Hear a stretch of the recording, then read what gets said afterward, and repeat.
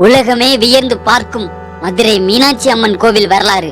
மதுரை மீனாட்சி அம்மன் கோவில் வரலாறு பற்றியும் கோயிலின் முக்கிய சிறப்பம்சங்கள் பற்றியும் இந்த பதிவில் விரிவாக பார்ப்போம். தமிழர்களின் கட்டிடக்கலைக்கு எடுத்துக்காட்டாய் நிற்கும் இந்த கோயில் சங்கம் வைத்து தமிழ் வளர்த்த மதுரையில் இருக்கும் மதுரை மீனாட்சி அம்மன் கோயில் உலகமே வியந்து பார்க்கும் ஒன்றாக நிற்கிறது.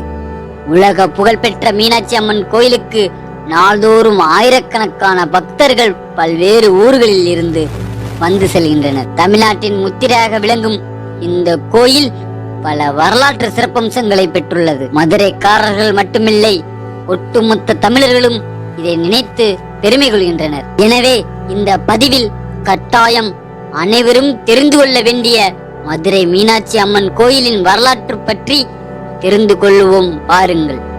சித்திரை திருவிழா தொடங்கி இங்கு நடைபெறும் திருத்தேர் பவனி, ஆவணி முதல் திருவிழா, தை தெப்பக்குள திருவிழா, ஆடிப்பூரம் ஆகியவை மிகவும் விசேஷம் கொண்டவை. மதுரை மீனாட்சி அம்மன் கோயிலில் மொத்தம் 65,000 சதுர அடி பரப்பளவில் அமைந்துள்ளது.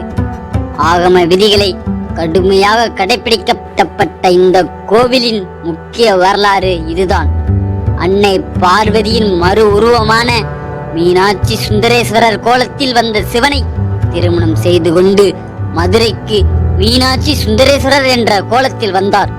தெய்வ மகளான மீனாட்சிக்கும் சுந்தரேஸ்வரரான சிவனுக்கும் மதுரையில் கட்டப்பட்ட கோயில்தான் மதுரை மீனாட்சி அம்மன் கோவில். மதுரை மீனாட்சி அம்மன் கோயிலின் சிலை மரகத கல்லால் வடிவமைக்கப்பட்டவை. பக்தர்கள் எவ்வளவு தூரத்தில் இருந்து தரிசித்தாலும் அம்மன் ஜொலிப்பது போன்றே காட்சியளிப்பார். கோயிலின் உள்ளே அமைந்திருக்கும் 51 சக்தி பீடங்களும் பக்தர்களால் போற்றி வணங்கப்படுகிறது. கோயில் வளாகத்தில் வலதுபுறத்தில் இருக்கும் நடராசர் சிலையை பார்க்கும் போதே மனம் பரவசமடையும். நடராசர் சிலை மற்ற கோவில்களில் இருப்பதை போன்று இல்லாமல் இடது காலுக்கு பதில் வலது கால் தூக்கி நடனமாடுவது போல் விட்டிருப்பார். ராஜசேகர பாண்டியன் வைத்த வேண்டுகோளுக்காக நடராசர் தன் இடது காலை ஊன்றி வலது கால் தூக்கி ஆடிய அருள் வழங்கியதாக கூறப்படுகிறது. தலைமுறையை தாண்டி நிற்கும் கோபுரம். மீனாட்சி அம்மன் கோவிலில் உள்ள கோபுரங்கள் சங்க காலத்திற்கு முன்பே கட்டப்பட்டவை. சுமார் 2300 முதல் 3600 ஆண்டுகளுக்கு பழமையானவை எனவும் ஆராய்ச்சி குறிப்புகள் கூறுகின்றன. சுவாமி கோபுரம் தொடங்கி கிழக்கு ராஜ கோபுரம், தேரடி மண்டபம், 6 கால் மண்டபம், அம்மன் சன்னதி கோபுரம், மேற்கு ராஜகோபுரம், வீர வசந்தரபுரம் மண்டபம், மீனாட்சி நாயக்கர் மண்டபம் என மொத்தம் 12 கோபுரங்களை உள்ளடக்கியது. 1000 கால் மண்டபம். மீனாட்சி அம்மன் கோயிலுக்கு உள்ளே இருக்கும் 1000 கால் மண்டபத்தில் பிரம்மாண்ட அருங்காட்சியகம் அமைந்துள்ளது. இங்கு மொத்தம் 985 தூண்கள் உள்ளன.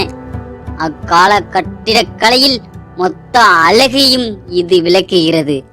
இந்த தூண்களை ஒரு கோணத்தில் நின்று பார்த்தால் அவை ஒரே நேர்கோட்டில் இருப்பது போல தோன்றும்.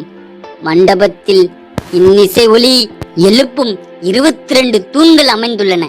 சிறப்பம்சங்கள்: ஓவியங்கள், பரதக்கலை, சிற்பங்கள், முத்திரைகள், இசைத்தூண்கள், தியான சித்திரங்கள் ஆகியவை இங்கு காட்சியாக வைக்கப்பட்டுள்ளன.